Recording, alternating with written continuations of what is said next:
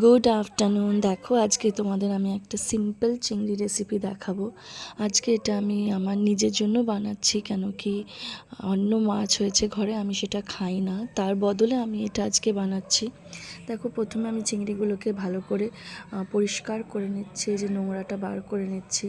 এটা কালকেও চিংড়ি হয়েছিল, কিন্তু কালকে মা পরিষ্কার করেছিল তো পারেনি, মা এটা পারে না ঠিক করে পরিষ্কার করতে। আর কালকে থেকে আমার জন্য একটুখানি চিংড়ি রেখে দিয়েছিল, তাই সেটা আমি ভালো করে পরিষ্কার করে নিচ্ছি, কেন এটা পরিষ্কার না করে আমার চিংড়ি খেতে একদমই ভালো লাগে না। দেখো আমার পরিষ্কার করা হয়ে গেছে, ভালো করে ধুয়েও নিয়েছি চিংড়িটা। এরপরে এটার মধ্যে আমি সামান্য নুন আর হলুদ দিয়ে মাখিয়ে নেব মাছটার মধ্যে। দেখো আমার মাখিয়ে নিয়েছি আমি।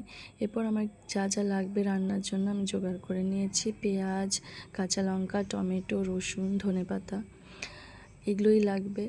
আর এই যে কড়াইয়ে আমি সর্ষের তেল দিয়ে নিলাম, সর্ষের তেল দিয়ে চিংড়িটা একদম সামান্য ভাজবো, কেন কি চিংড়ি বেশি ভাজার একদমই প্রয়োজন হয় না। তারপরে ওই কড়াইয়ে আমি একটুখানি রসুন কুচি, পেঁয়াজ কুচি দিয়ে দিলাম, দিয়ে একটু ভাজা ভাজা করে নেব। ভাজা ভাজা হয়ে এসছে দেখো। তারপরে আমি এর মধ্যে নুন আর হলুদ দিয়ে নিলাম। নুন আর হলুদ দিয়ে আবার একটু ভাজা ভাজা হয়ে গেলে তার মধ্যে কাঁচা লঙ্কা আর টমেটো দিয়ে নেব। কাঁচা লঙ্কা টমেটোটা একটু সেদ্ধ হয়ে এলে, ব্যাস নরম হয়ে এলে টমেটোটা, তার মধ্যে আমি একটু সামান্য জিরের গুঁড়ো দিয়ে দিলাম। জিরের গুঁড়ো দিয়ে কষিয়ে একটু জল দেবো, যাতে আমার মাছটা একটু মাখা মাখা হয়।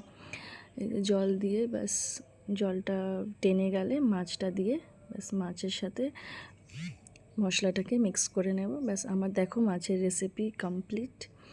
আর এটা খুব টেস্ট হয় আর খুব চটজলদি রেসিপি। এটা ধনেপাতা দিয়ে দিলাম। তোমাদের কেমন লাগলো? ভালো লাগলে লাইক, কমেন্ট, শেয়ার করবে। Thank you.